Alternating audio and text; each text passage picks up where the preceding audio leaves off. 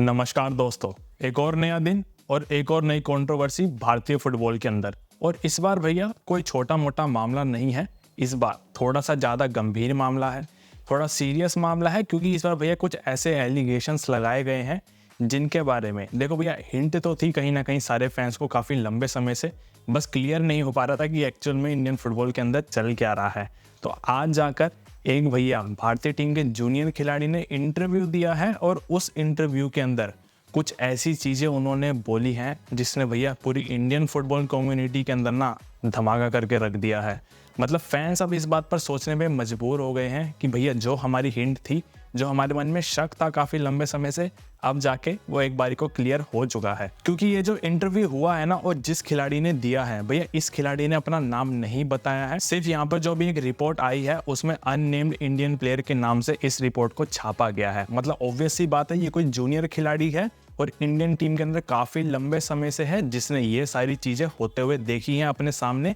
तब जाकर जिस तरीके से अभी रिसेंट में इंडियन फुटबॉल टीम का परफॉर्मेंस चल रहा है, उसके बाद उसने अब जाकर इन चीजों का खुलासा किया है। तो भैया ये जो अननेम्ड इंडियन फुटबॉल प्लेयर ने इंटरव्यू दिया है ना, उस इंटरव्यू के अंदर उसने सबसे पहली बात तो ये बोली है कि भैया हमारी इंडियन फुटबॉल टीम के अंदर जितने भी सीनियर खिलाड़ी है ना, इन्होंने एक तरीके से इंडियन फुटबॉल टीम के अंदर अपना दबदबा बनाकर रखा हुआ है। एक तरीके से ऐसा मान लो कि कोच को भी यही चला रहे अपनी बातों से, क्योंकि जैसा ये सीनियर खिलाड़ी कहते हैं वैसा ही हमारे कोच मानते हैं। और क्यों मानते हैं? क्योंकि भैया देखो, कोच को तो अपनी पोजीशन बचाकर रखनी है, उनकी तो सैलरी आ रही है, उनको तो उस चीज से मतलब है। तो अब ऐसे में जैसा सीनियर खिलाड़ी कह रहे हैं वो भी वैसा ही मान रहे हैं और वैसा ही कर रहे हैं। तो भैया यहाँ पर इस अननेम्ड इंडियन फुटबॉल प्लेयर ने सीधा सीधा कहा है कि ये सीनियर खिलाड़ी इंडियन फुटबॉल टीम के अंदर 2019 से ऐसा एटमॉस्फेयर लेकर चल रहे हैं कि इन्हीं के हिसाब से जिन खिलाड़ियों को सेलेक्ट किया जाना है, सिर्फ वही खिलाड़ी सेलेक्ट किए जाते हैं टीम के अंदर। और इस चीज का एग्जांपल तो हम इंडियन फुटबॉल फैंस काफी लंबे समय से देखते आ रहे हैं। क्योंकि भाई देखो, जितनी बार स्क्वाड की लिस्ट सामने आती थी ना, हम जितने भी फैंस हम ये सोचने पर मजबूर हो जाते थे कि यार ये बार बार वही खिलाड़ी क्यों आ रहे हैं लिस्ट के अंदर जिनको हम नहीं चाहते और जो परफॉर्मेंस दे ही नहीं रहे हैं। तो अब जो ये स्टेटमेंट आई है ना, इससे अब जाके कुछ कुछ चीजें क्लियर हो रही हैं कि वो खिलाड़ी क्यों होते थे स्क्वाड के अंदर और किस लिए होते थे। क्योंकि भाई देखो, उस खिलाड़ी ने सीधा सीधा कहा है कि ये चीज 2019 से चलती आ रही है, यानी 4 और 5 साल हो चुके हैं। अब इन 4-5 सालों के अंदर हमारी टीम ने कितनी प्रोग्रेस करी है भैया? 0। जहां पर 4-5 साल पहले रैंक थी हमारी टीम की, अब उससे भी ज्यादा नीचे हम आ चुके हैं। और फॉर एन एग्जाम्पल मैं देता हूं, जैसे ये बात कर रहे हैं ना कि जिन खिलाड़ियों को सीनियर खिलाड़ी बोलते हैं वही आता है, तो फॉर एन एग्जाम्पल आपको याद होगा हमारे कोच ईगो शिमेस ने एक स्टेटमेंट में कहा था कि उदांता सिंह के साथ हमने बहुत चांस देके देख लिए, अब इनको कोई मतलब नहीं है टीम में लेने का। लेकिन जैसे भैया एशियन कप का फाइनल स्क्वाड सामने आता है, उदांता को हम फॉरवर्ड लाइन की लिस्ट के अंदर देखते हैं। और क्यों देखते हैं, किस लिए देखते हैं, ये सारी चीजें फैंस के समझ से बाहर थी। और वही भैया ये अननेम्ड इंडियन फुटबॉल प्लेयर अपनी एक और रिपोर्ट के अंदर ये कहता है कि अगर जूनियर खिलाड़ी इन सीनियर खिलाड़ियों के ऑर्डर्स को नहीं मानते हैं, या फिर उनका डिसओबे करते हैं, या फिर वो ये चीजें करने से मना कर देते हैं, तो उनको सब्स्टिट्यूट के बेंच पर काफी लंबे समय तक बैठना पड़ता है। और इसी चीज के चलते उनको नेशनल टीम के अंदर अपनी जगह नहीं मिलती। अब इसका एग्जांपल सबसे बड़ा मैं आप लोगों को बताता हूं। अगर अपूया वाला केस आप लोगों को याद हो, तो ऐसा बोला गया था, उन्होंने एक फॉर्म पर साइन करने से मना कर दिया था, जिस चीज के चलते अपूया को काफी लंबे समय तक नेशनल टीम के अंदर सेलेक्ट ही नहीं किया था। और वो तो बाद में जाकर बात सामने आई थी कि इन्होंने एक फॉर्म साइन नहीं किया, जिसकी वजह से ये बाहर है। लेकिन अब जो ये स्टेटमेंट्स आई हैं, यहाँ से पता चलता है कि भैया अपूया किस रीजन से बाहर थे इतने लंबे समय तक, वो चीजें अब जाकर समझ आ रही हैं। और अगर कुछ और एग्जांपल दूं तो भैया लिस्टन कोलासो और ब्रैंडन फर्नांडिस, ये दोनों नेशनल टीम के अंदर लगातार स्टार्ट नहीं करते। हम इनको मोस्टली देखते हैं बेंच पर ही बैठे होते हैं। ये तो बेंच पर क्यों बैठे होते हैं ये दोनों खिलाड़ी, ये भी अब चीजें समझ आ रही है। क्योंकि ब्रैंडन फर्नांडिस जैसा खिलाड़ी अगर साहल अब्दुल समद टीम से बाहर है, अगर इनको उसके बावजूद भी मौका नहीं मिल रहा है, तो भैया किस लिए नहीं मिल रहा है, ये चीजें आपके सामने हैं। और वहीं एक और स्टेटमेंट के अंदर अब ये खिलाड़ी कहता है कि भैया जूनियर खिलाड़ी जितने भी टीम के अंदर आते हैं, उनको मन में ये डर लगता है कि कहीं हमारी पोजीशन जो है वो नेशनल टीम के अंदर खतरे में ना आ जाए, या फिर हमारी जगह कहीं किसी और खिलाड़ी को चांस ना दे दे। इसलिए उन्हें इन सब जो जितने भी ऑर्डर्स होते हैं सीनियर खिलाड़ियों की तरफ से, इन्हें मानना पड़ता है मजबूरी में, ताकि उनकी पोजीशन जो है वो नेशनल टीम के अंदर बनी रहे। और इसी डर के चलते ये सब खिलाड़ी वही करते हुए नजर आते हैं जैसा इनको सीनियर खिलाड़ी कहते हैं या फिर जैसा कोच कहते हैं। और अगर इन चीजों के ऊपर कोई खिलाड़ी पॉइंट आउट करता है तो भैया उनको सीधा सीधा कहा जाता है ऐसा ही माहौल है नेशनल टीम के अंदर और आपको यही चीजें माननी पड़ेगी। और इसी चीज के चलते जितने भी जूनियर खिलाड़ी हैं उन्हें इन सब चीजों को मानना पड़ता है। और ऐसा भी कहा जाता है कि मैच से पहले जो स्टार्टिंग 11 डिसाइड होती है वो कुछ और होती है और बिल्कुल मैच से पहले जब टीम की लिस्ट सामने आती है वो कुछ और ही हो जाती है।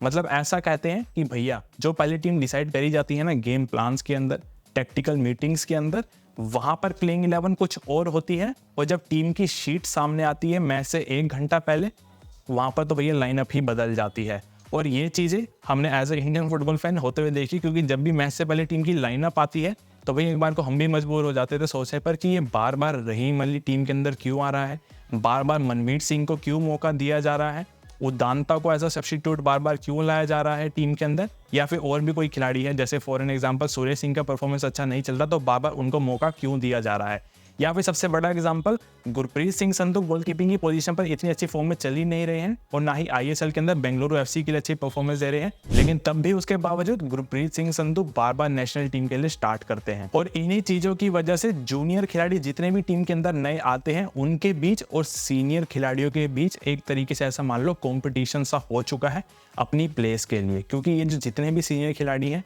ये अपने जान पहचान अपने दोस्तों को बैक करते हैं सीनियर टीम के अंदर और इसी वजह से जूनियर खिलाड़ियों को ऐसा लगता है हमें भी इनकी बात माननी पड़ेगी तब जाकर हम टीम के अंदर बने रहेंगे, वरना वही सब खिलाड़ी हम देखते आ रहे थे लंबे समय से। क्योंकि यार देखो मैंने एक बार पहले भी कहा था कि जो खिलाड़ी हम 4-5 साल से देखते आ रहे हैं उनकी परफॉर्मेंस अच्छी नहीं है तो बार बार क्यों वो 11 के अंदर स्टार्ट करते हैं। तो यही रीजन है इस खिलाड़ी ने जो बताया है, ये सब चीजें अब धीरे धीरे से आराम से क्लियर होती जा रही हैं। और वहीं दूसरी तरफ इसी अननेम्ड इंडियन फुटबॉल प्लेयर ने एक बड़ी हैरानी वाली बात यही कही कि भैया इनका मानना है जितने भी सीनियर खिलाड़ी हैं अगर इनके अकॉर्डिंग जूनियर खिलाड़ी क्लब्स को सिलेक्ट नहीं करते, ट्रांसफर के अंदर सिलेक्शन नहीं करते अपने क्लब का, तो इसके लिए उनको नेशनल टीम में दिक्कत आती है। यानी ऐसा मान लीजिए जितने भी सीनियर खिलाड़ी हैं ये एक रोल प्ले करते हैं जूनियर खिलाड़ियों के लिए क्लब सेलेक्ट करने का। ये कहते हैं कि भैया अगर तुम हमारी मर्जी से क्लब सेलेक्ट करोगे इसका मतलब है तुम्हें डायरेक्ट एंट्री है नेशनल टीम के अंदर। और ये चीज़ अभी मैं एक रिसेंट का फॉर एन एग्जांपल दूं, ईशान पंडिता, इनको बोला गया था केरला ब्लास्टर्स का क्लब ज्वाइन करो, ये केरला ब्लास्टर के क्लब में गए, वहाँ पे अब इनको गेम टाइम तो मिल नहीं रहा, ना ही इनकी फिटनेस लेवल उतनी अच्छी है, लेकिन उसके बावजूद ईशान पंडिता बार बार टीम के अंदर आ रहे थे। और क्यों आ रहे थे, किस लिए आ रहे थे, उसका रीजन आप लोगों को अब समझ आ रहा होगा। या फिर एक और खिलाड़ी का एग्जांपल लेके देख लो, ट्रांसफर के लिए निखिल पुजारी को कहा जा रहा था कि भैया ये ईस्ट बंगाल को साइन करने के लिए काफी करीब आ रहे हैं, इनको मुंबई सिटी एफसी की तरफ से भी एक डील आई थी, लेकिन एंड टाइम पर भैया इन्होंने बेंगलुरु एफसी ज्वाइन कर ली। क्यों कर ली, ये चीज शायद से आपको अब समझ आ सकती है ये इतने सारे एलिगेशंस के बाद। और वहीं ये खिलाड़ी लास्ट में अपनी स्टेटमेंट के अंदर कहता है कि जितने भी जूनियर खिलाड़ी हैं या फिर इमर्जिंग खिलाड़ी हैं आईएसएल के या फिर आई लीग के, उनको उन स्पेसिफिक पोजीशंस के ऊपर मौका इसलिए नहीं दिया जाता कि अगर बाई चांस ही अच्छी परफॉर्मेंस देते हैं, फैंस की नज़र में आते हैं, तो इनके चलते जितने भी सीनियर खिलाड़ी हैं उस स्पेसिफिक पोजीशंस के ऊपर उनकी फिर जो पोजीशन है वो खतरे में आ जाएगी। और इस रीजन की वजह से हम बार बार राहुल बेके, सुभाशीष बोस, गुरप्रीत सिंह संधू, अनिरुद्ध थापा और सुनील छेत्री जैसे खिलाड़ियों को बार बार उन्हीं पोजीशंस के ऊपर स्टार्ट करते हुए देखते हैं। और जितने भी डिजर्विंग खिलाड़ी हैं जैसे कि गोलकीपिंग के पोजीशन पर विशाल केत, डिफेंसिव मिडफील्ड में पुतिया या फिर और भी काफ़ी सारे खिलाड़ी ले लो, ये खिलाड़ी क्यों नहीं स्टार्ट करते टीम के अंदर, ये रीज़न भी शायद आपको अब समझ में आ रहा हो। क्योंकि भैया यहाँ पर सीधा सीधा यही पता चल रहा है जितने भी सीनियर खिलाड़ी हैं इन सबका एक पूरा इन्फ्लुएंस बना हुआ है टीम के अंदर, जैसा ये बोलेंगे वैसा ही करना पड़ेगा। और इवन इतना भी बोला गया था कि मैच से पहले टीम के अंदर कोई भी टेक्टिकल प्लानिंग नहीं की जाती है, ना ही कोई खिलाड़ियों को बताया जाता है कि मैच के अंदर आपको सामने वाले ओपोजिशन के खिलाड़ियों को किस तरीके से टैकल करना है,